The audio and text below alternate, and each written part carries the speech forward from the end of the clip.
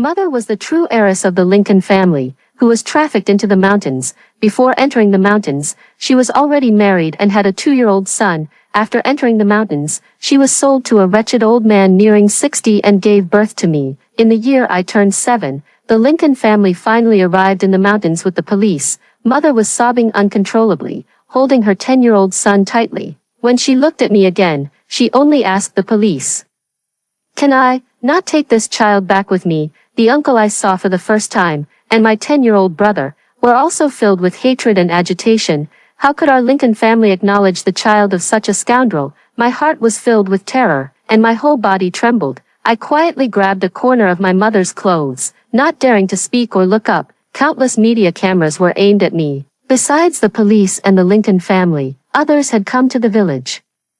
There were also a swarm of reporters who had rushed over upon hearing the news. My hand, clutching the hem of my mother's clothes, trembled uncontrollably. Tears welled up in my eyes. I held back with all my might, refusing to let them fall. The police officer remained silent for a long while before finally saying helplessly, "The child's father colluded with human traffickers and has already been arrested. Her only legal guardian left is you."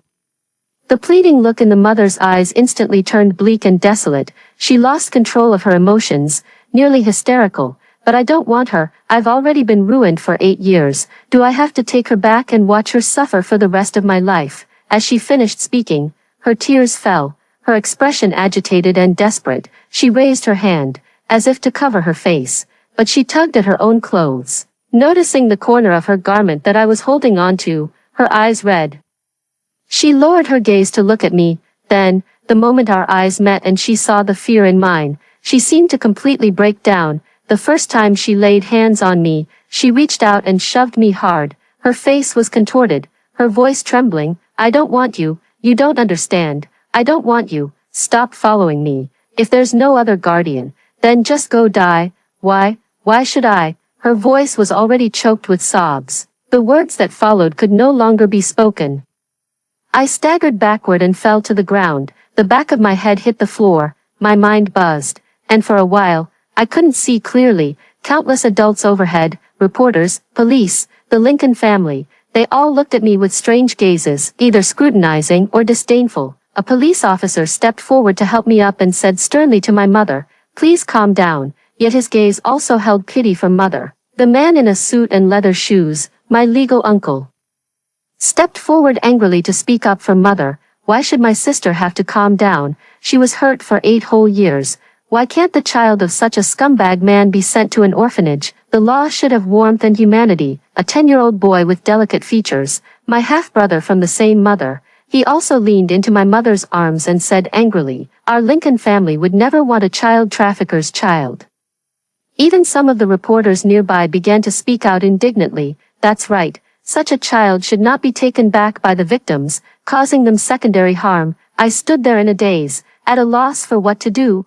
I lowered my head, my gaze fixed on the worn-out tips of my mother's cloth shoes, and right beside her, the boy's clean, handsome sneakers. My mind was still buzzing, and it hurt a little, but I stuffed my hands into my pockets, trembling, and dared not take another step toward my mother. The protests from the Lincoln family and the journalists did nothing to change my fate. I was still forcibly handed over to the Lincoln family by the police. My mother refused to look at me again. Holding my 10-year-old brother's hand, she got into the back seat of the black car. I followed anxiously and uneasily, but she didn't allow me to get in the car, directly closing the rear door. Uncle didn't want to pay attention to me either, opening the car door to get in. Until the police stepped forward and stopped him, my uncle sneered coldly, his eyes filled with anger and resentment. He walked to the back of the car and opened the trunk. Then, with a cold glare, he said to me, "Get in." For a moment, I felt flattered. I ran over, both delighted and eager. Before climbing in, I carefully took off my shoes, afraid of dirtying the car. I had never ridden in a car before. After climbing in and curling up, I cautiously looked at my uncle. But he saw the police officer looking at him with a dissatisfied expression. My uncle sneered, "What's wrong? Does the law state that children can't ride in the trunk?" The police officer frowned but didn't say anything more. My uncle raised his hand. With a bang, my vision went completely dark. The car drove along the long mountain road, violent bumps, sharp turns. In the endless darkness, I felt the world spinning around me. My stomach churned violently. And something sour surged desperately up my throat. I frantically pounded on the car door. Mom, I'm going to be sick. Let me out. No one is paying attention to me. My mind was burning hot, and I continued to pat feebly and anxiously, struggling to call out, Mom, I can't dirty the car by vomiting. Last time I was sick with a high fever, I accidentally vomited on the floor at home. Dad took a thick, long wooden stick and struck my back heavily. After that, I lay in bed for many days before I could walk again. A long time passed before I faintly heard my uncle's voice. If you dare to throw up in the car, don't even think about entering the Lincoln family. The car still did not stop. The car sped up, jolting even more violently. I was drenched in sweat, my clothes as if soaked in water. My consciousness flickered in and out. I don't know how much time had passed, but I couldn't hold back anymore and ended up vomiting. The sour, foul smell quickly spread through the narrow space. My mind exploded in a flash. In extreme fear, I took off my tattered coat and frantically wiped in the darkness. It didn't get dirty. It didn't get dirty. Wipe it clean, and it won't be dirty anymore. If I vomit and make a mess, I won't be allowed into the Lincoln house, and I won't be able to stay with Mom. I only have Mom, even though I know she has never liked me. From the moment I was born, my father only ever hit or yelled at my mother and me. The only one who could occasionally stay by my side was my mother. I wiped with great effort. It seemed like I had vomited too violently. In the near suffocation, I felt a warm surge in my nose. I instinctively wanted to raise my hand to cover my nose, but my fingers couldn't move. Then, in a violent dizziness, I collapsed into unconsciousness. I don't know how long it had been when I heard a voice filled with utter disgust shouting, "Get out!" I jolted awake. The car had already stopped in the courtyard of a villa, and the trunk was open. Uncle stood outside, his face ashen, staring at me. My brother only glanced at me before rushing to the side to vomit. His face was contorted. It's disgusting. It was already dark, but there were streetlights in the yard. I finally saw clearly that both my body and the trunk were covered in vomit. There's blood mixed in. It looks like I had a nosebleed. I panicked and apologized. I'm sorry. I'll clean it up. Uncle furrowed his brow and ignored me. A little girl ran out of the villa, about the same age as me, yet she was wearing a beautiful princess dress, with big eyes. She looked like a real princess living in a castle. She rushed over and happily grabbed my mother's arm. "Aunt Lincoln, you're back." Mom stared at her in a daze. Uncle explained, "It's Nicole from the Taylor family. She insisted on coming along to pick you up. You held her when she was just born. She said that when you have a daughter in the future, she will surely be like her." Mom looked at her, her eyes reddening, lost in thought. I lowered my eyes, staring blankly at her own hands, covered in scars, rough and ugly. The little girl happily held her mother's arm, her voice very sweet. "From now on, I'll be Aunt Lincoln's goddaughter, and Lucas's godsister." She and her uncle, one on each side, helped her mother inside. My uncle spoke to my mother gently and compassionately. "It's close by. Let's stay here for the night. Once you've rested, we'll head back to the capital. Nancy, it's all in the past now. Don't be afraid. Mr. George said he will return to the country tomorrow. He hopes to remarry you." Mom suddenly interrupted him urgently. "No need." Uncle's figure suddenly stiffened. He held Mom's hand with heartache. I don't know what else Mom said. He turned his head and gave me a disgusted look. When he spoke to his mother again, his voice lowered a bit. "Don't worry. I'll figure out a way to send her away as soon as possible. The Lincoln family can't keep her." I climbed out of the trunk and stared blankly at their retreating figures. A strong wind rose late on a deep autumn night. Uncle draped a black overcoat over Mother's shoulders. I had never seen such a beautiful coat before. Before this, the clothes Mother and I wore were always old and patched. I used my coat to wipe the car, so I only have a thin, long-sleeved shirt left on. I shivered and silently lowered my eyes. My brother finished vomiting, then he looked at me, huddled and dirty, as if I were some filthy, terrifying monster. He couldn't avoid it and hurriedly went inside. I tried to wipe it for a long time with my coat. No matter how much I wiped the trunk, it wouldn't get clean, so I thought about going inside to get a towel. But after my uncle went in, he locked the door. Through the huge floor-to-ceiling glass, I saw them sitting by the window having a meal. There were many, many dishes on the table. Even through the glass, I could almost smell the delicious aroma. My stomach started rumbling again, and it hurt a little. I desperately swallowed my saliva. Uncle kept putting food on Mom's plate, and my brother poured water and brought it to her. They said something I couldn't make out. Uncle suddenly reached out, rolled up the sleeve of Mom's arm, and stared blankly at her arm, and then, trembling, he raised his hand to wipe his eyes. My brother covered his face, seemingly sobbing uncontrollably. Both my mother and I have many, many scars on our arms. Some were caused by our father hitting us with objects when he was drunk. Some were burned by my father's cigarette butts. Others were injuries I and my mother got while working in the fields or on the mountains. My brother wiped his tears, suddenly moved closer to my mother, and gently blew on her arm. Nicole also moved closer. Mother's hands trembled as she held them tightly. It was as if, before I turned 3, she had held me just as tightly. After I turned 3, she never held me again. I watched, somewhat lost in thought. When I came to my senses again, they had already left the dining table and were heading upstairs. The nanny poured the remaining food, which was still more than half of what was on the table, into a trash can. I felt a pang of heartache as I watched, and the rumbling in my stomach grew even louder. After she finished cleaning up, she took out the trash bag and threw it into the large bin outside the yard. Wait until she goes in. I then quietly and quickly approach, straining on tiptoe. I reach my hand into the tall trash can. I tried several times, almost falling in head first. Finally, I managed to pull out that garbage bag. I opened the bag. The delicious aroma of food wafted into my nose. I pushed aside some scattered bits of paper inside. Starving, I grabbed the food and stuffed it into my mouth.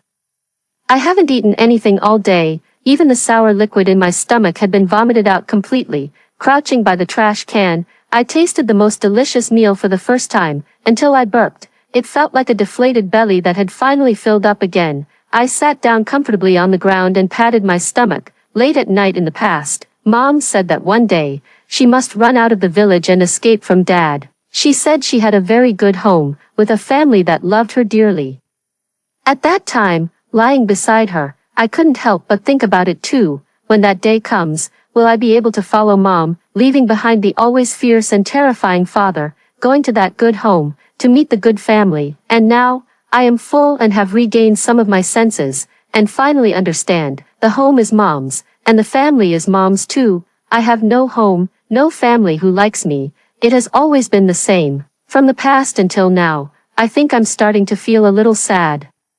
The wind stung my eyes, making them ache a little, until suddenly, footsteps sounded from behind. Uncle came out. I panicked and threw the trash bag back into the bin, but the grease at the corner of my mouth hadn't been wiped clean yet. The rice grains on my clothes hadn't been brushed off either. My uncle looked at me with a cold gaze and asked, "Who gave you permission to eat?" I couldn't help but shiver, stammering as I explained, I saw these were thrown away. No one was eating them." Uncle's expression turned grim when he saw the scars covering Mom's arm. The hatred in his eyes toward me seemed to deepen even more. He said coldly, "No one is eating it anymore. Even if it were to be fed to dogs, it wouldn't be your turn." He was filled with hatred. His palms slowly clenched into a fist, as if he had finally made up his mind. "Get out. The Lincolns won't raise you. At worst, I'll go to jail. I won't let Nancy see you again. It's too painful, but I have nowhere to go." Back in the village, when my drunk father called me a worthless burden and kicked me out of the house, no other family was willing to take me in, not even for a night. In this unfamiliar place, I couldn't find anywhere to stay. I didn't know what to do, feeling nothing but overwhelming fear. I only know that I cannot leave, a wandering child, with no food to eat and no shelter to sleep in, will die. I thought anxiously for a while. Only then did I finally remember my one and only use. I can work. I can sweep the floor, do the laundry, and handle many chores. As long as I can have food to eat and a place to sleep, that's all I need. My uncle looked at me coldly. Obviously, he was unwilling.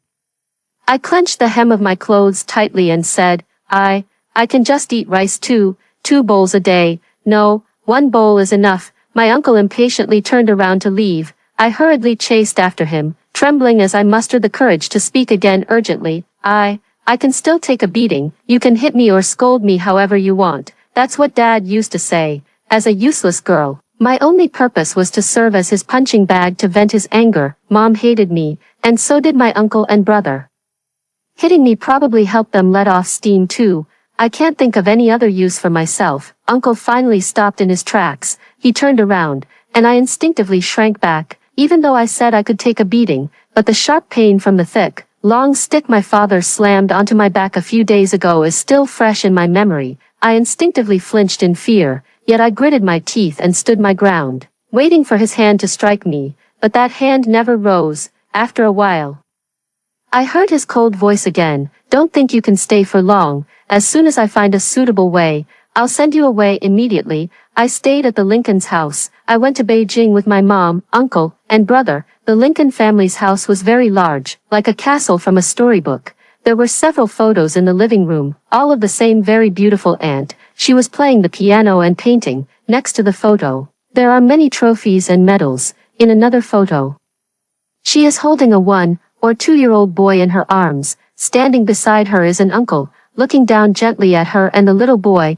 The uncle is as handsome as her uncle. I look at the aunt in the photo, and the aunt in the photo smiles back at me. Her skin is very fair, and when she smiles, she shines like the sun. She looks even more beautiful than the big stars I secretly watched on TV at the village chief's house. I feel she looks a lot like my mother, yet somehow not quite.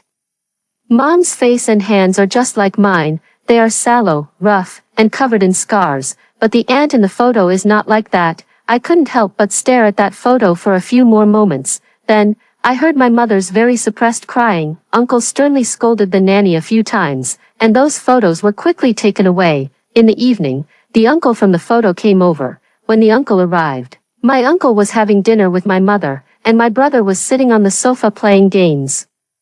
I was mopping the floor in the kitchen when I suddenly heard very agitated voices outside. It seemed to be my mother's voice, trembling with sobs. I cautiously peeked out. Just then, I saw my mother grab a porcelain bowl and smash it hard against my uncle's forehead. Uncle's forehead was bleeding, and his eyes had turned red. He looked at Mom with sorrow and said, "Nancy, no matter what you've been through, no matter what you've become, I have always been your husband. Lucas has always been, and still is, our child." Mom still wanted to hit him, to drive him away, but was stopped by my uncle.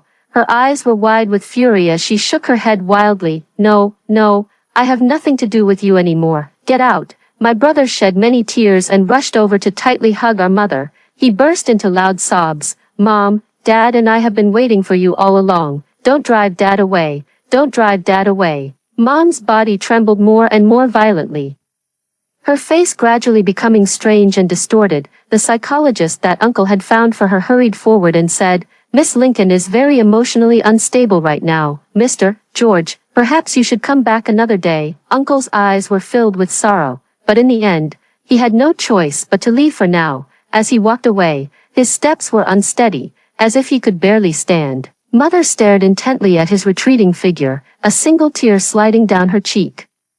The doctor called my uncle and took my mother upstairs to rest. Only my brother was left in the living room, crying so hard he was gasping for breath. Suddenly, it seemed he remembered something. He turned around abruptly and fixed his gaze on me, hiding by the kitchen door. I quickly pulled my head back, crouched down, and continued wiping the floor in a fluster. He had already stormed into the kitchen, snatched the cloth from my hand, and threw it into the trash can. Then, gritting his teeth, he shoved me hard. My body fell, and my head hit the corner of the cabinet, making my mind buzz again. I heard my brother's voice filled with resentment, yet tinged with a sob. "It's all your fault. It's all because of you. Before, Mom loved me the most, and she loved Dad the most too. Now she doesn't want Dad anymore, and she doesn't even like holding me anymore." He took a few steps closer to me, crouched down with reddened eyes, reached out and tightly gripped my neck. "My sister should be like Nicole. She would never be as disgusting as you. Why don't you just die? Why don't you and that man just die?"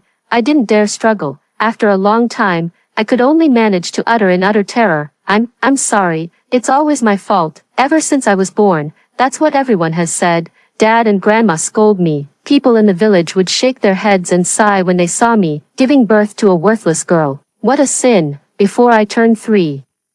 My mother would occasionally stand up for me, but after that incident when I was 3, she would only stare at me with a gaze full of utter disgust and coldness. So I think, I must be at fault after all. So, I always tend to apologize, although I don't even know where I went wrong. the strength in my brother's grip grew stronger and stronger. The nanny clearly didn't like me either and continued cleaning the counter, pretending not to see. Until I felt I really couldn't breathe anymore and was about to pass out, he finally let go, his eyes swollen as he stood up. He harshly threw out a sentence, "You will all die a terrible death." I watched his staggering back as he walked away, and with great effort, I softly added, "I'm sorry." The nanny had me stay in a small room on the first floor. Inside, there was only bare flooring, no bed, no blankets, nothing at all. She said coldly to me, "The Lincoln family has been ruined by you. So you only deserve to sleep on the floor." My body felt sticky all over. It seemed I could smell the foul stench coming from myself. I want to ask if I can take a shower and if there are any old clothes I can change into, but when I looked at her cold expression, I still didn't dare to speak up. Late at night, I curled up in the corner, dozing off. While sleeping in a daze, my forehead felt burning hot, my mind felt like it was on fire, and my throat was sharply painful. I got up in the dark, opened the door, and wanted to find some water to drink. The door opened, but I faintly heard the voices of my uncle and the doctor talking in the living room. "Miss Lincoln's condition is a case of post-traumatic stress disorder. We can only take it slow. Try to avoid letting her hear or see anything related to those years, any people or events." Uncle's voice was filled with anger and pain. "We can avoid letting her come into contact with anything, but that child." His voice paused slightly, carrying an urgent plea. "Dr. Kevin, is there any way to issue Nancy a diagnosis for a severe psychological disorder?" The doctor remained silent for a long moment before sighing. "You wish to use Miss Lincoln's poor mental state as a reason. She doesn't have the ability to raise the child, so send the child to a welfare institution," Uncle said in a low voice. "Yes, I can't think of any other better way." My heart was in my throat. Standing at the dimly lit doorway, I felt my whole body go stiff. Those voices became somewhat indistinct. "This is almost impossible to achieve. The foster parent would need to have extremely severe mental issues. There have been tendencies toward violence and cases of child abuse. Only then is it possible to lose custody of the child. Mr. Lincoln, no hospital or doctor would dare issue such a false diagnosis report." In the living room, there was the sound of something heavy shattering on the floor. My clenched hand trembled violently. Instinctively, I took a step back, retreating into the shadows behind the door. I heard my uncle's suppressed, unwilling roar. The voice then trembled with a sorrow so profound it chilled to the bone. She said she had tried to escape once. 4 years ago, I almost succeeded, but someone tripped me up. Now her hands are ruined. She can't play the piano. She can't paint anymore. That face of hers, that face. She used to cry over a single pimple, but now it's become so rough. That trembling sound is getting worse and worse. The voice is almost inaudible. "Dr. Kevin, on what grounds? Tell me on what grounds? The lawbreaker destroyed almost everything of my sister. My parents died of grief, and the law still forces the Lincoln family to raise the child of the perpetrator." I kept backing away step by step. In the midst of intense dizziness, the door closed silently, the body returned to complete darkness. I finally figured out where I went wrong. I am the child of a human trafficker. Human traffickers deserve to die, and so do I. I once heard people in the village say that my father couldn't find a wife, so my grandmother bought one for him from a human trafficker.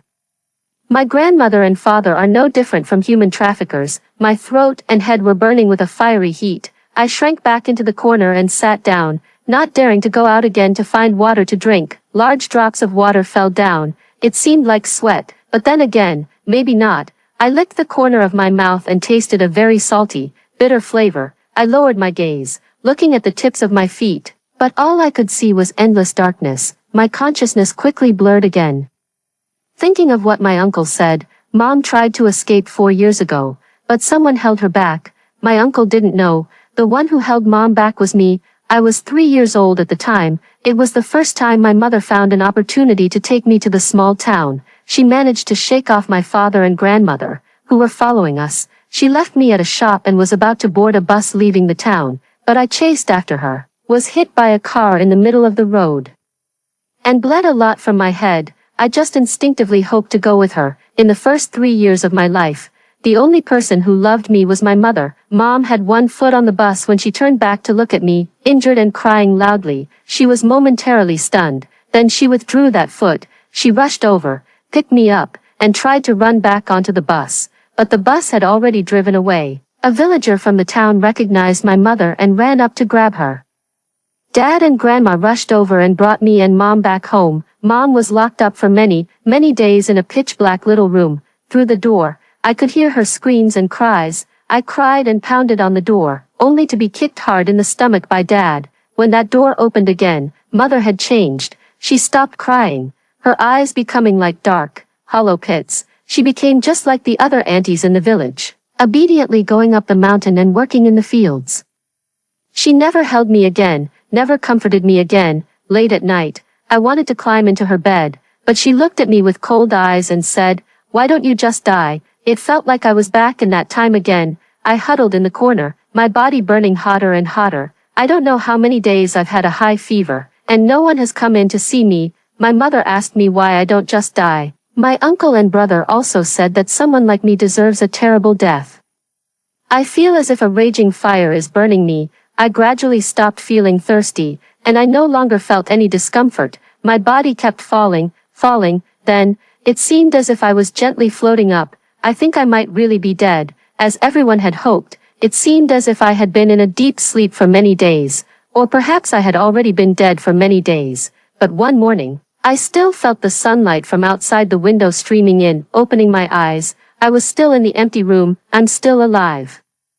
I felt a little sad, as I had let my mother, uncle, and brother down. The door was pushed open with a bang, and the nanny walked in with a dark expression. She threw a glass of water and a bowl of rice in front of me. She looked utterly disgusted. "Children of human traffickers like you deserve to die. Miss Lincoln is being soft-hearted again." I suddenly looked up and stared at her. "Did Mom ask you to bring this?" The nanny glared at me and turned to leave.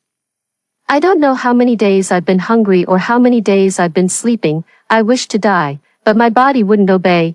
Instinctively craving to live, I uncontrollably reached out my hand. I drank all the water and ate all the rice. My mind drifted hazily, and those words echoed once again. She can no longer play the piano. She can no longer paint. My sister has lost almost everything, and my parents died of grief. Yet the Lincoln family is still forced to raise the child of the perpetrator. Dear Kevin, I can't think of any better solution, but this is almost impossible to achieve. In my mind, then the photos in the living room, the one wearing a beautiful dress, with eyes like the sun, the mother who could play the piano and paint, like Snow White. I think, yes, it seems very unfair. I am dirty, ugly, and dark, should not exist in my mother's life, Uncle said. I can't think of any other better way, but in fact, there might be one. I ate some food, drank some water, and regained a bit of strength. Through the slightly ajar door, I could hear voices talking in the living room outside. I got up and walked out again. My uncle, who was sitting in the living room with my mom, heard the footsteps. He immediately turned his head and stared at me with disgust and wariness. My brother was gone. I think he must have gone to school. Mom turned around and glanced at me too. Then, with a pale face and furrowed brows, she quickly averted her gaze. I saw her trembling hand hanging at her side. Her gaze swept over the vicious scar on the back of my hand. It was a burn from boiling water, inflicted by my drunken father long ago. In her eyes, there was not only disgust for me, but also fear. My body carries too many traces of my father, like scars.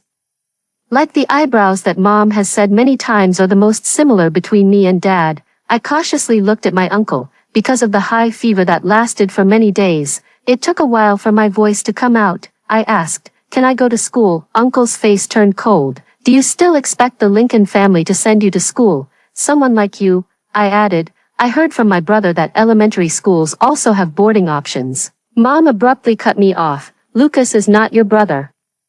That is the child she had with her lover. It is truly her own child, loved by her. The daughter she wanted was like Nicole." I lowered my gaze and softly apologized. "I'm sorry. I understand." After a while, I heard my uncle's voice again. "If you move to the school, the Lincoln family will only provide you with the basic living expenses as required by law. Don't expect anything else." The Lincoln family couldn't shirk their responsibility to support me. Being able to spend money to let me live on campus and no longer see me was naturally the only and best solution. I clenched the hem of my clothes, nodded, and said, Yes, I enrolled in the elementary school where my brother was studying and arranged for boarding. I started first grade and became the oldest and slowest child in the class. I never went to kindergarten and had no idea about the things I was supposed to learn. On the first day of school, my brother came to my classroom. As soon as he left, my deskmate used a pencil to scribble all over the cover of my textbook. My deskmate spat at me in disgust and said, "Stay away from me, you child of a human trafficker." All the other kids in the class had also found out about my situation. They all rushed to keep their distance from me. They threw paper balls and spicy snack wrappers at me. The teacher came in to stop it. My deskmate said angrily, "Penny's father is a human trafficker." Her brother Lucas said that among the bad people captured in her village, the youngest are just a few years old, following the adults to deceive people. Who knows, Penny might also trick us and take us away. Other classmates also started to chime in, right? I could also smell that she stinks, and it made me dizzy. Penny must be a bad person. The deskmate picked up the textbook and walked straight to the back of the classroom, saying, "I'd rather stand in class than sit with her." The children in front and behind me also stood up one after another. Even the teacher fell silent, seemingly pondering my deskmate's words. The principal came over upon hearing the commotion. I heard the homeroom teacher speaking to the principal. "My father is that kind of person. How can our school accept such a child? After all, they've been influenced by it since childhood. There's no other way." Half of our school was donated by the Lincoln family. I lowered my eyes and gripped my textbook tightly. The corners of the book were curled from being gripped, so I buried my head and slowly smoothed them out, until finally, the homeroom teacher and the principal finished their conversation, and the principal turned and left. The teacher's expression was not good as he placed a single desk on the left side of the platform and said, "Penny, from now on, you'll sit here." I nodded and stood up. Silently, I packed my bag and moved to the front row. Behind me, another paper ball hit my back. The teacher turned her head away, pretending not to see, and opened the textbook to begin the lesson. The bell rang for the end of class, and the teacher left the classroom. A group of children behind me shouted, "Penny, don't look back. If you dare to look back at anyone, it means you want to kidnap that child. We're going to call the police and have you arrested." I gripped the edge of the desk, kept my head down, and endured the 10-minute break. In the evening, all the children left school and went home. Parents gathered at the school gate, their faces gentle as they picked up their respective children, and I walked alone toward the dormitory building. I was the only child in first grade who boarded at school, in the 4-person dormitory. The other 3 were older girls. Within a few days, they also found out about my situation. This time, even their parents came over, furious and unable to contain their anger. The 4-person dormitory is now occupied by me alone. No one from Lincoln's family has ever come to visit me, but they never failed to pay my fees. So, even though I occupy the entire dormitory like a monster, the school still won't say anything. Gradually, even the kids in the dorm next to mine were picked up one after another by their parents and stopped staying in the dorm. I had no one to play with, nothing to do, and no home to return to. I could only go over the material in my textbooks again and again, studying it countless times. I got first place in the final exam. The homeroom teacher gave me an award certificate and said with a lukewarm tone, "Penny had the best results this time." Many children in the audience angrily shouted, "The child of a human trafficker. No matter how good their grades are, what does it matter? When they grow up, they'll still get arrested for trafficking others." For the first time, I turned around and softly defended myself. "I won't traffic others." My former deskmate rushed over indignantly. He snatched my award certificate and threw it on the ground, stomping on it several times. The homeroom teacher frowned. It seemed he felt the children were making too much of a scene and was considering whether to punish them. I crouched down, picked up the footprint-stained certificate, and looked at the teacher as I said, "It's fine." I then turned to the angry boy and said very seriously, "I really would never kidnap anyone. I also really hate my dad. If children could choose their own fathers, I would rather accept countless choices than choose him." My deskmate spat in front of me again, and a group of kids started jeering. After class in the afternoon, I returned to the dormitory alone and looked at myself in the mirror on the wall. I think I've grown a little taller. Pushing aside my bangs, I saw the eyebrows that my mother never liked in the first place. Now they seem to have darkened a bit. I recall that man's face in my mind. His face was ferocious, with thick, dark, and twisted eyebrows. I look at my own eyebrows again and feel they don't seem quite the same. But if Mom says they are alike, then they must be. There is a pair of scissors on the table, used for making handmade paper cuttings. I blankly picked it up and pressed the blade against my own eyebrow. I wonder if I were to trim off all my eyebrows, would they grow back in a new shape, no longer so thick? But the eyebrows seemed too short. The scissors were child-safe ones issued by the school, and they really weren't sharp. It took me quite a while to finally trim off some of the eyebrows. It looked a bit sparser, and the color seemed a little lighter. I want to keep trying to cut more. Outside the window downstairs, someone was calling my name very loudly. Penny, come down. It was a very familiar voice. It was my brother Lucas. I had been at school for almost half a year, and no one from the Lincoln family had come to see me. Lucas often sent other kids to bully me, but he never bothered to come see me himself. Whenever they saw me, they avoided me like the plague, keeping their distance. My heart pounded like a drum as I ran to the window and looked down. It's a bit far. I can't see his expression clearly.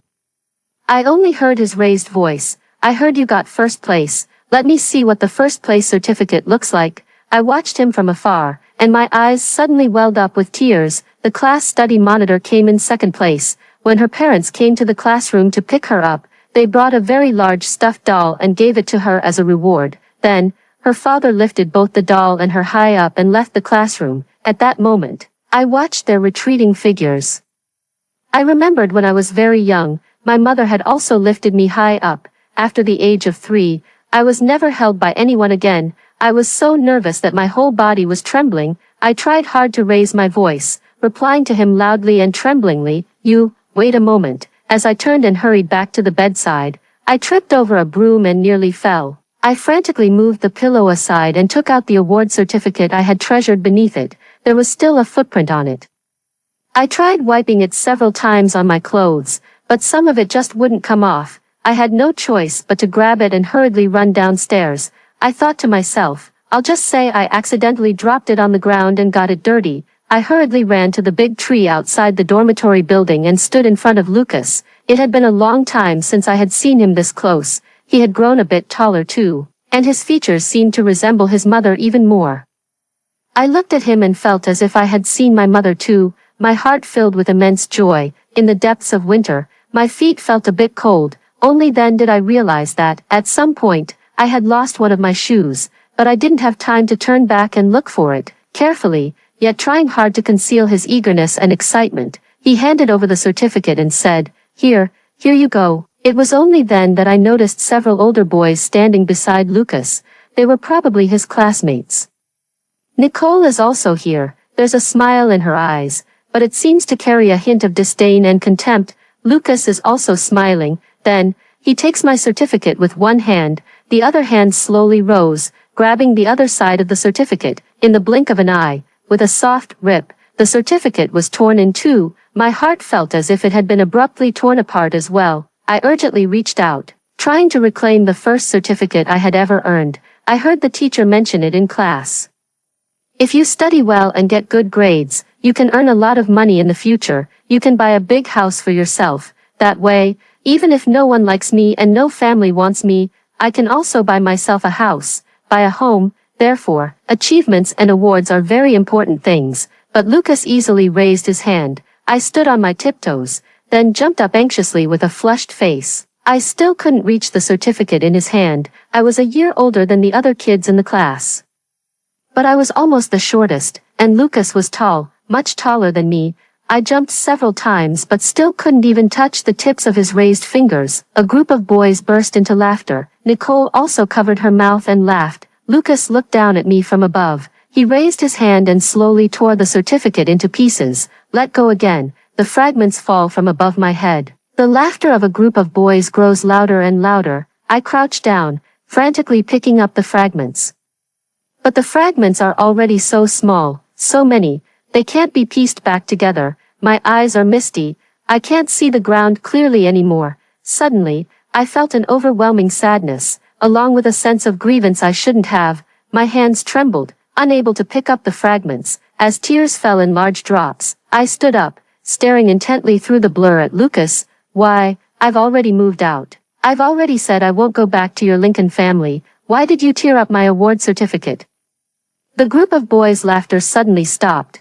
They saw me crying loudly and probably feared it would attract the teacher, so they scattered and ran away. Only the cold-faced Lucas and the still disgusted Nicole remained. I cried more and more sorrowfully, unable to stop. I just thought I had only lost a shoe and rushed over in a hurry. I thought he really wanted to see my certificate. I thought there was really someone who wanted to take a look at my certificate, wanted to take a look at me. I also hope someone is willing to take a look at me. I cried until I was gasping for air, until Lucas stared at me coldly and said, "Because you took first place, Mom fell ill." I looked up at him through tears, my eyes filled with confusion, until I understood what had happened. My mother found out about my exam results. The nanny, intending to comfort her, said a few words. That foolish man from the mountains. What intelligent genes could he possibly have? It's just that she inherited Miss Lincoln's intelligence. Mom broke down again because of that statement. She did not inherit it from me. I don't have such a child. It won't be passed down from me. She became emotionally agitated and fell ill once again. Over the past 6 months, her mental state has been extremely poor. Even the slightest bit of stimulation could cause her to break down quickly. She had spent 8 years in the mountains, almost numbing herself for 8 years. Now that she's back, her emotions have completely collapsed. I listened to Lucas's words in a daze. Tears welled up in my eyes, but I could no longer cry. I am always the one at fault. Even winning first place turned out to be wrong. Lucas stared at me with disgust, yet his eyes reddened. A trace of confusion gradually surfaced in his gaze. I want to find my old mom again. She was like the gentle moon and the beautiful sun, just as the teacher said. "Penny, where have you hidden her?" I opened my mouth, but couldn't say anything. Lucas looked at me sadly and said, "Give my mother back to me. I'll piece your award certificate back together and return it to you." Okay, I lowered my eyes, no longer daring to meet his gaze. A long time, I saw his clean, nice-looking sneakers gradually leave my line of sight, along with Nicole's beautiful princess dress. When I looked up again, he was already walking toward the school gate. I can still only, very softly, utter that one word, "I'm sorry. I think I must always be at fault, always be at fault." I returned to the dormitory in a daze, but the dorm supervisor came in and said to me, "Why are you still here? The dormitory is about to close. You can't stay any longer." I just remembered that final exams are already over. The school is about to start winter break. I hurriedly packed my school bag, carrying my backpack. I walked out of the dormitory building. I had nowhere to go and wandered aimlessly around the campus. When I reached the school gate, the security guard shouted at me, "Which class are you in, little one? Has your parent not arrived yet? The school gate is about to close." I stared blankly at him, then walked out of the school gate with my backpack. The security guard tried to stop me. "Little one, where are your parents?" A teacher nearby pulled him aside and whispered something to him. I faintly heard a few words. "Lincoln's family, don't worry about her." I walked out of the school. I walked along the long road, on and on. It got dark, and lights came on all over the streets. I passed by an unfamiliar square. The square was set up with inflatable castles and carousels, and there were many children laughing and playing. My former desk mate was also being led by his mother, playing with other children. The light was a bit dim, but he still recognized me from afar. He screamed, saying something to his mother and friends. The aunt holding his hand gave me a disgusted look and pulled him further away. His friend threw the snacks in his hand at me. I lowered my head, quickly walked past them, and then crossed to the other side of the street. A sharp honking sound rang out, a car window rolled down, and an adult leaned out, angrily shouting, "Red light, whose kid is this, trying to get themselves killed?" I hurriedly retreated to the side of the street, but what echoed in my mind was the word, home, from his scolding. I have no home, I don't know where to go. The day my uncle took me to stay at the school dormitory, it was the only time he drove me himself, all the way to the school gate. He told me, "The Lincoln family will send you living expenses. Don't come back." But it seemed he had forgotten that the school doesn't allow students to stay during winter and summer breaks, or perhaps, half a year had passed, and he had already forgotten me. I carried my backpack, with a bank card my uncle had given me and some cash in my pocket. I wandered the streets until midnight before I spotted a shop on the side of the road with a sign that read, "Hotel Accommodation." I walked in and took out my bank card. But the aunt standing there said that children cannot check in alone. She asked me where my parents were. Then she turned around to make a phone call. saying she would call the police to help me. While she was on the phone and not paying attention, I turned around and left the hotel. I really have nowhere to go. I found an underground passage to shelter from the wind, sat in a corner, curled up, and endured until dawn. But the new day, the second day, the third day, I still had no place to settle. I can only buy food, but I can't get a room for the night. I thought about it over and over, and it seems like I still have to go back to the Lincoln house. I thought, I'll just go over and let my uncle know, ask him to help me find a place to stay during the winter and summer breaks. Then, I will be good and never go back again. Mom has been sick and hasn't gotten better. My brother said she can't see me. I thought for a long time. Until evening. When I finally remembered the name of the villa area where the Lincoln family lived, I decided to imitate the adults on the street and hailed a taxi to Lincoln's house. I saw a very beautiful pink cake displayed in the glass window of a passing bakery. I tightened my grip on the cash in my pocket. I couldn't resist and went in to buy one. When I was very young, my mother once told me at night, before she came to the mountains, every year on her birthday, there would be a large pink cake. Even though she was no longer a child, she said she was the youngest daughter of the Lincoln family, with parents and a brother who loved her the most. I was watching her in the dim light. I felt that when she spoke of those things, her eyes sparkled. If I give the pink cake to Mom, will she be a little happier? Will she, perhaps, dislike me a little less, even if it's just for a moment? She would be willing to look at me properly again. I carefully carried the cake.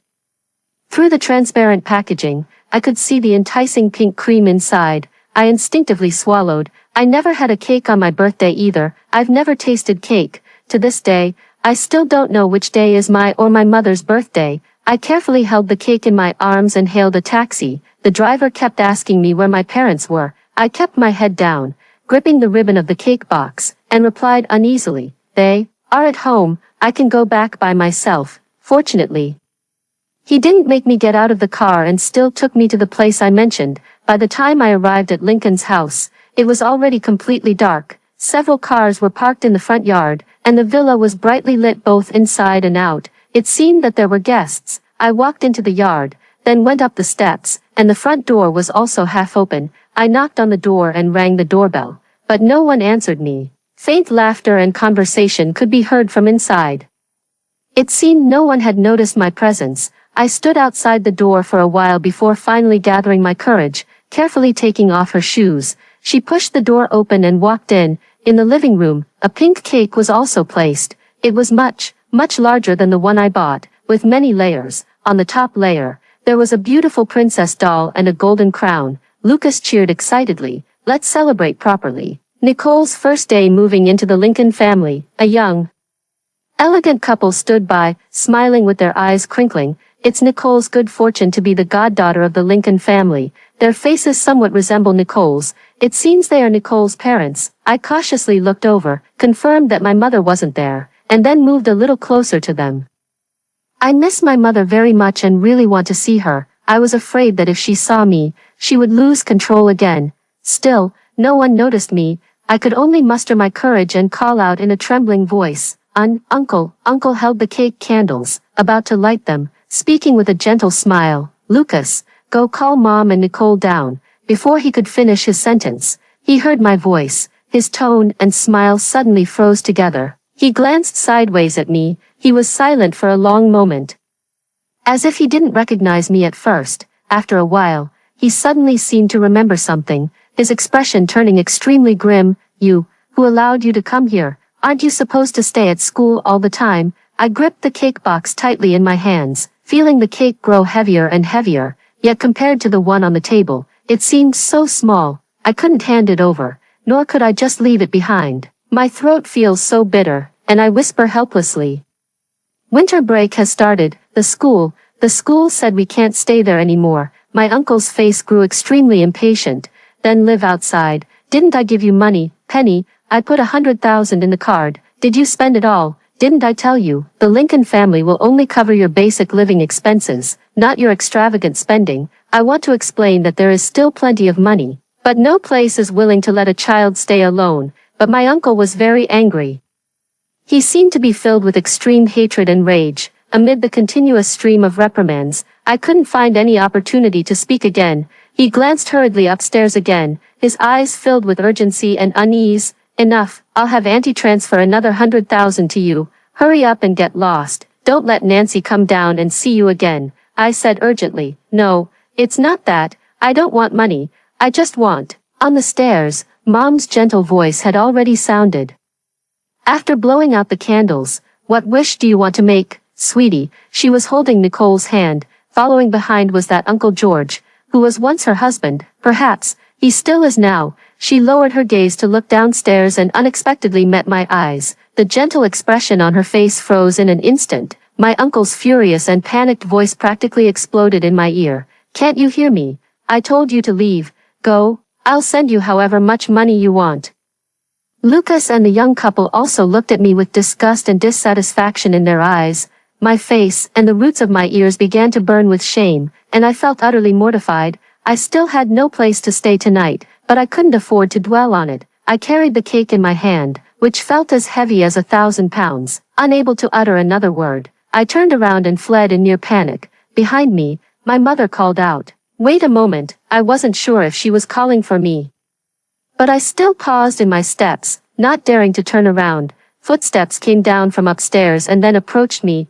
I heard my mother's hoarse and weary voice. I'm sending her away to find a place to live. She seemed to understand why I had come looking for her. I had been her daughter for over 7 years. She hates me, despises me, yet she is the one person in this world who understands me the most. My eyes were stinging with tears as I heard my uncle's anxious voice. No, let the nanny handle it. You don't need to take care of her anymore. Mother's voice was very calm. It's okay. I feel like I'm in a pretty good state today. She walked past me and headed outside. Uncle called the driver to follow, and I sat with Mother in the back seat. She sat by the window on the left. I stayed close to the right, keeping as much distance from her as possible. Mom said that I carried the shadow of that man all over me. My classmates said that I always smelled foul, like the stench of a human trafficker. I hope to stay as far away from Mom as possible, so she won't feel so upset. The trees outside the car flickered past in a blur. I heard Mom talking to the driver. Uncle, find a place for her to live near that elementary school. I lowered my eyes, silently looking at the cake in my arms. I didn't expect my mother to glance at me. I thought she suddenly wanted to see me off herself. It should be the same as the day I first went to school to board, when my uncle was willing to drive me there himself. They were just in a hurry to send me away, wanting to personally make sure I would never return. But suddenly, Mom turned her head and looked at me. I was momentarily stunned and filled with tension. Feeling that gaze, I lowered my head even further, curling my toes tightly. After a long while, I heard her voice. Did you buy the cake for yourself to eat? My hand, clutching the ribbon, suddenly trembled. It had been so long since I last heard her speak in such a calm voice, even, it seemed. With a touch of gentleness, as if from a long, long time ago, back when she didn't dislike me yet, my head drooped lower and lower, feeling as if it was about to touch the cake box, but I still mustered up my courage and whispered softly, I wanted to give it to Mom to eat. The air was filled with a long silence. My body was tightly tensed. It felt like a lot of sweat was breaking out on my back and palms. I thought, perhaps in the next moment, she would start screaming at me hysterically. Just as she had said many times before, questioning why I didn't just die. But after a long while, I heard her voice, and it was surprisingly calm. The cake is beautiful. She reached over and took the cake from my arms. I suddenly looked up and stared at her. My eyes were filled with tears. I bit my lip hard, trembling all over. I looked at my mother, the one who had once held me tightly in her arms. Suddenly, I mustered a great deal of courage and reached out to brush aside my bangs. I spoke urgently, trying hard to keep my voice from trembling. I cut off a lot of my eyebrows. It doesn't feel quite the same anymore. Actually, those scars on my body, I've tried hard to pick off the ones that still have scars, but after picking off the scars, blood started to flow again. The blood has finished flowing, and new scars have formed again. I've tried countless times over the past 6 months, but the scars have only grown larger, so I could only show my mother the eyebrows I had trimmed down. My mother's face froze, and she looked at me with some surprise. I saw her eyes were a bit red. A voice in my head was screaming, as if it was about to burst out. It cried out urgently and desperately, Mom, tell me quickly, tell me. It really doesn't seem like it anymore. But I didn't wait. my hand tightly gripped the edge of the seat, my body trembling uncontrollably. After a while, I only saw my mother withdraw her gaze and look out the window. She said softly, "Don't cut it next time, you might hurt yourself." My body, it felt as if it was lifted high up, then suddenly slammed back down to the ground. I realized that even after trimming a lot of my eyebrows, it still looked the same. My mother rented an apartment for me and found a caregiver for me overnight. The house is very close to the elementary school, just across the street. She personally made the bed for me, tidied up the desk, and organized various parts of the house. After finishing the cleaning, she asked me to sit with her on the sofa and opened the cake box. She cut 2 slices, one for me and one for herself. She picked up the fork, took a bite, and looked at me, saying, "It's very sweet. You should have some too." My hand kept trembling. I quickly grabbed the fork and took a bite as well. The sweet cream melts in my mouth. So this is what cake tastes like. It really is this delicious. I nodded emphatically. Yes, it's very sweet. Mom didn't say anything more and continued eating the piece of cake in her hand. I also eat it spoonful by spoonful. I thought to myself, if only this cake could be a little bigger. A little bigger, a little bigger. So that both Mom and I could enjoy it a bit longer. It's really sweet, but it doesn't seem like it's just because of the cake. But it's just so delicious. I tried to eat as slowly as possible, but the plate was still empty. When I looked over again, Mom had already put down her plate. She looked at me, her voice still very calm. "I've paid 10 years rent for this house, and I've also paid the nanny a substantial salary. That should last until you come of age. I'll transfer another sum of money to your card, enough for your living and education expenses." I stared blankly at my mom, while trying hard to process her words in my mind. She had already started speaking again. "Penny, from now on, you should not go back to the Lincoln family anymore, and don't look for me again." The sweet aftertaste of cream in my mouth suddenly seemed to turn bitter. It took me a long moment before I woodenly nodded. "Yeah, I understand." Mother took a light breath, then raised her hand, covering her face for a moment. "Penny, it's Mom who's sorry. Mom can't accept you." I stared at the bottom of the plate, at the last bit of cream left. After a long while, she shook her head and said, "Mom didn't do anything wrong to me. I've heard from people in the mountains that after Grandma bought Mom and brought her back, she was tied up, and that's how I came to be." Later, Mom tried countless times, as if she were going mad, trying to get rid of me. But Grandma and Dad were convinced that the child in her womb was a boy, watching over her day and night, until Mom finally gave birth to me, and Grandma and Dad were greatly disappointed. They said I had taken the boy's place. If only I died, he would come again. They were holding me in swaddling clothes, about to drown me, but the mother who had wanted me dead while she was pregnant with me protected me. She was the only one who loved me after I was born. Whether it was a little love in the past or no love later on, the one who made mistakes and hurt me was never her. I just thought, after this, I truly won't have a mother anymore. That piece of cake, I should have tried to eat it even slower. Why couldn't I hold back? Mother stood up and said, "The nanny will be here soon. She will take care of you." She turned and left. Even the sound of the door closing was very quiet. I silently looked at the cake on the coffee table. It was a very small one, and even after eating 2 pieces, more than half of it remained. For no reason, it crossed my mind that Mom probably wanted to save some room. She would go back to eat that very, very large cake with my brother and Nicole. I have completely become a person living alone. In the classroom, I sit in a corner by myself. After class, I live in a dormitory alone. During winter and summer vacations, I return to a house where I am the only one. Sometimes a housekeeper is in the house, helping me prepare a meal. She never speaks to me, and her expression is always indifferent. I sometimes even wonder if she might be mute, until one day, I happened to hear her on the phone in the kitchen. Only then did I realize she could speak. She just didn't want to talk to me, like everyone else. And so, I spent all 4 years of elementary school alone, skipping 2 grades in between. The kids in the class changed. After bullying me for so long, they gradually found it boring and simply stopped paying attention to me,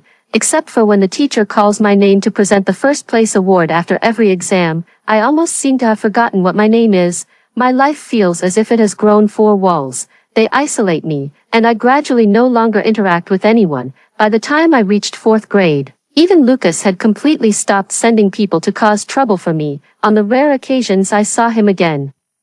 He was still growing very quickly and seemed to speak a little less than he had a few years earlier. He was in 6th grade, playing basketball on the playground with a group of boys. The first one to run over and give him water was still Nicole. As I passed by, I accidentally met his gaze. His expression was cold and indifferent, and he glanced at me, with no more hatred in his eyes. Perhaps he was gradually and completely treating me as a stranger. I quickly averted my eyes.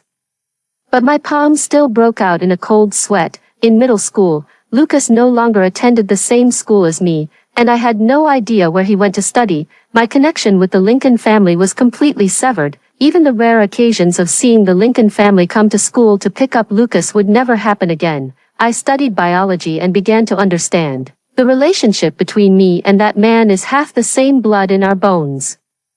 It's not something that can be erased by trimming eyebrows or cutting away scars. No matter what I do in this lifetime, I can never rid myself of the shadow he casts over me. I will always live alone, until I get into the best high school in the capital. In the class, I hardly ever see any familiar faces. Almost no one knows about my past anymore. Even those who know no longer talk about it or discuss it. No one deliberately isolates me anymore, but I am still used to being alone.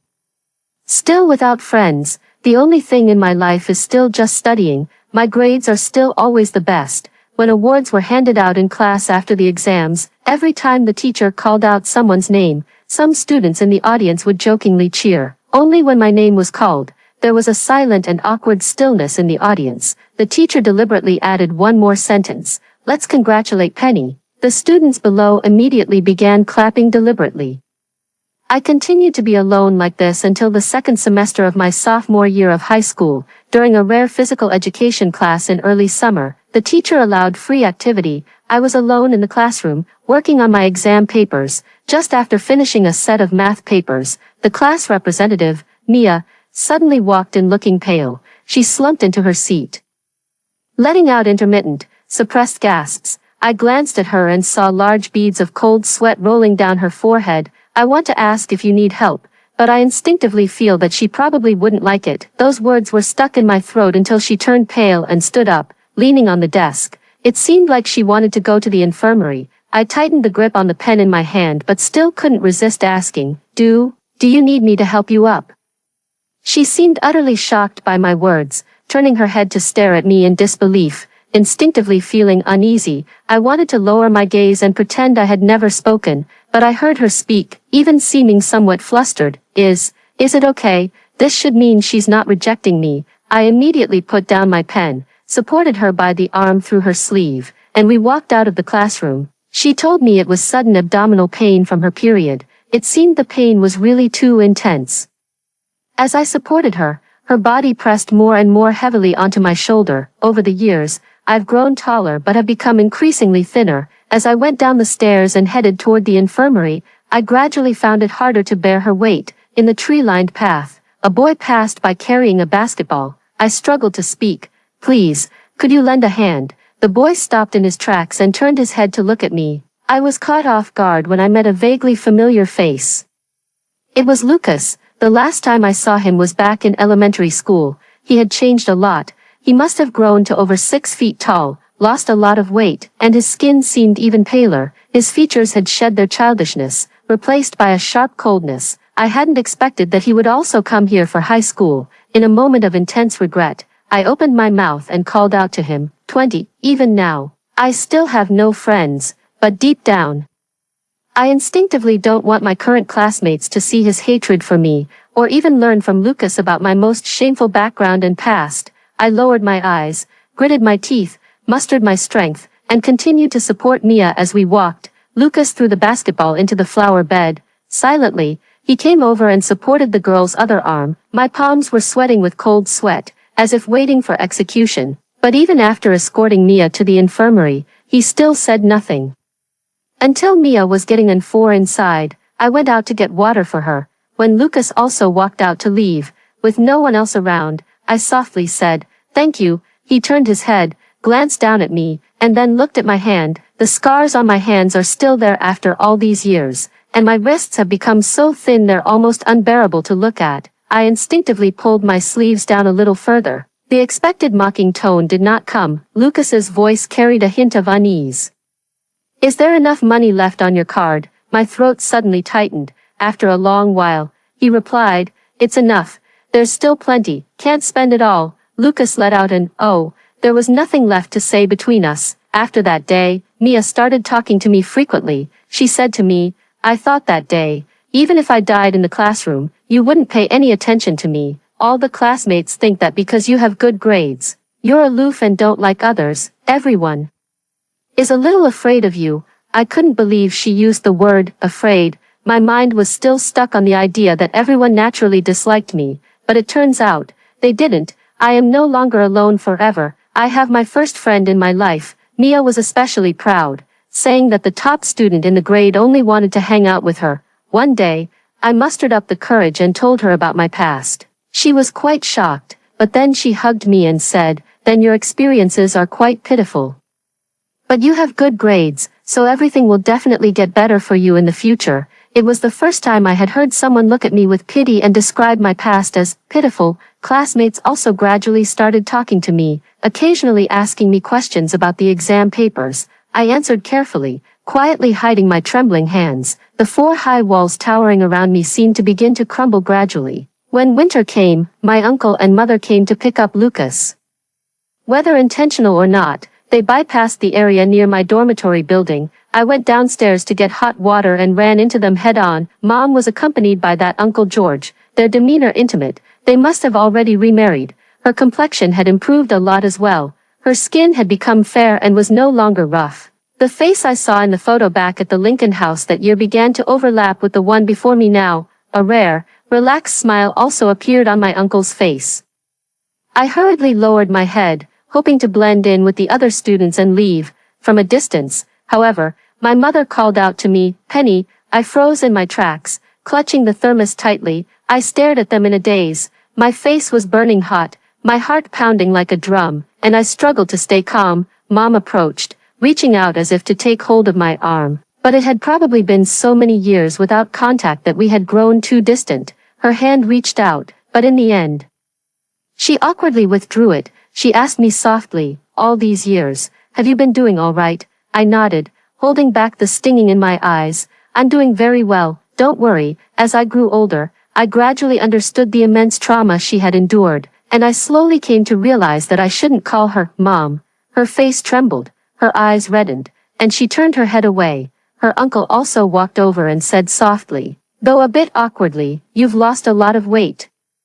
I've transferred another 100,000 to your card. Make sure to eat more. You can still call if anything comes up, understand? As he spoke, he slipped a business card into my hand. I nodded again, softly replying, What remained was nothing but endless silence.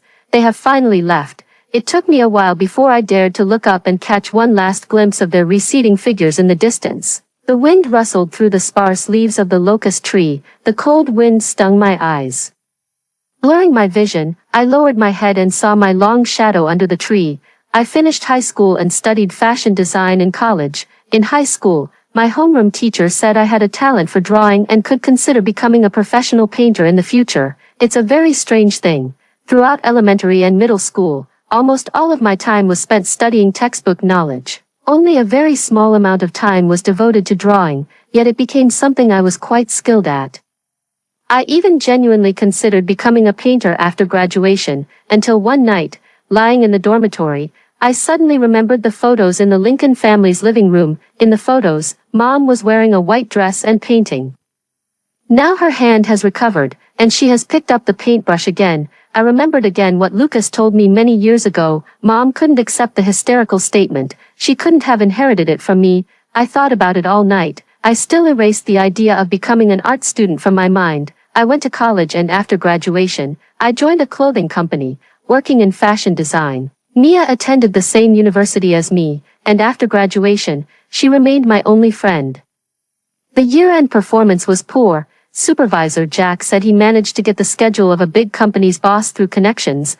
As long as we can meet them in person, even if they just give us a small order, it would be enough to sustain the department's performance for quite a while. I really didn't want to go with him. I'm just a new employee who recently became a full-time staff member. Everyone in the company knows that Supervisor Jack has a bad reputation and tends to act inappropriately with female employees, but the supervisor was firm, saying that I couldn't refuse to cooperate with the department's work. I had no choice but to follow him over. Entering the private room, I saw Lucas sitting inside with a cold expression, along with a fair-haired, blue-eyed man. It seemed they had just finished discussing a contract. The man picked up the documents and stood up to leave. The private room was now occupied only by Lucas. Supervisor Jack approached with a beaming smile. "Lucas, what a coincidence. We met last time." Lucas looked at him with a baffled expression. "Who are you?" Before he could finish speaking, he saw me behind him and froze for a moment. However, Supervisor Jack seemed to have misunderstood the way Lucas was looking at me. He wrapped his arm around my waist in an ambiguous manner and pushed me toward the seat next to Lucas. "I heard you love to drink. This subordinate of mine is the best at drinking." I angrily tried to push him away, but before I could take action, Lucas furrowed his brows tightly and suddenly stood up, with a red wine glass in hand. He threw it at Manager Jack's forehead. "What are you doing?" Bang! The dull thud of a wine glass hitting someone's head, then shattering on the ground. Lucas's face darkened as he yelled at me angrily. "Penny, are you dead or what?" In that instant, I caught a glimpse of the young Lucas I once knew. I quickly lowered my head, fighting back the tears that nearly fell. The next day when I went to work, I learned that Manager Jack had been fired. Other than that, everything remained the same. I still worked day and night, diligently drawing design drafts. Over a year later, I switched jobs and joined a well-known clothing brand company. After several more years of hard work, I became the head of the design department. My salary gradually increased, and I began to accumulate some savings. The bank card my uncle gave me, I only spent a very small portion of it during my studies. I used some of my savings to make up for the money I had spent and wanted to return it to the Lincoln family. Then I remembered that the amount in the card was probably too insignificant for the Lincoln family to even notice. By accepting and spending it, I might actually be putting their minds at ease. I thought about it over and over, but in the end, I didn't go to return it. Instead, I donated the money from the card to help women and children in difficult situations. When Mia found out, she sighed beside me. "Even though your salary is decent, and there's money in the card, you rent the cheapest place for yourself and donate all the extra money." "Penny, what on earth are you thinking?" I said softly. "I just feel like I don't deserve to spend extra money." Mia couldn't understand. "The Lincolns are happy to give it to you, and you earned it yourself. Why don't you deserve it?" I thought for a moment and shook my head. "I don't know either. I just feel unworthy.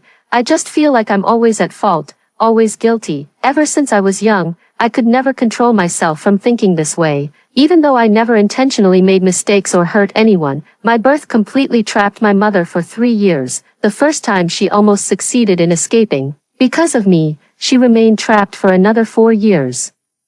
My existence cast a shadow over the Lincoln family, a cloud that could never be smoothed away. Nicole, whom Mom had taken as her goddaughter, was eventually sent back to the Taylor family by Mom. They could never truly move on. Mia reached out and silently hugged me. At the age of 27, I got married to a reliable and steady university professor. The wedding was kept simple. I have no relatives, and he only has his grandmother left. In the evening after the wedding banquet, the Lincoln family unexpectedly drove over. I'm still wearing the toast dress, rushing out. Mom stood in the orange glow of the twilight, her eyes red as she looked at me and said, "I thought about it over and over, but I still had to come see you." Uncle and Lucas stood outside the car not far away, looking at me, their eyes also seeming a bit red. Mother took out a gift box and handed it to me with trembling hands. "It's a pair of necklaces. The auction said they symbolize eternal unity. I thought they would be perfect for you and your spouse. I'm not sure about the value, so I'm hesitant to accept it." But she directly shoved it into my hand. I don't know what to say. After a long pause, I only said, "Thank you." Mom suddenly reached out and grabbed my wrist. Her voice was tinged with a sorrowful sob.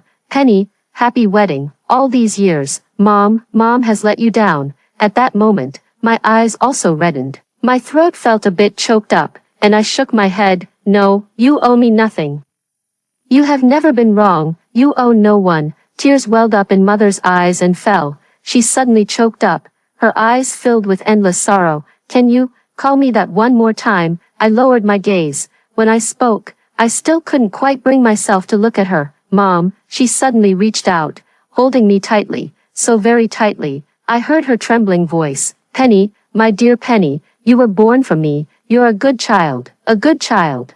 My tears fell silently, dropping onto the withered yellow leaves of late autumn. Fortunately, no one should have seen. It's so strange, all these many years have passed. I leaned against her shoulder and still smelled that faint fragrance, an indescribable scent, yet the most comforting in the world. I spoke hoarsely and earnestly. "To see Mom walk out, to see Mom doing well now. I am immensely happy for you." Mom hugged me even tighter. I heard her gentle voice. "Penny, you should also be happy and stop dwelling on the past." I nodded heavily. Yes. She held me for a long time before letting go.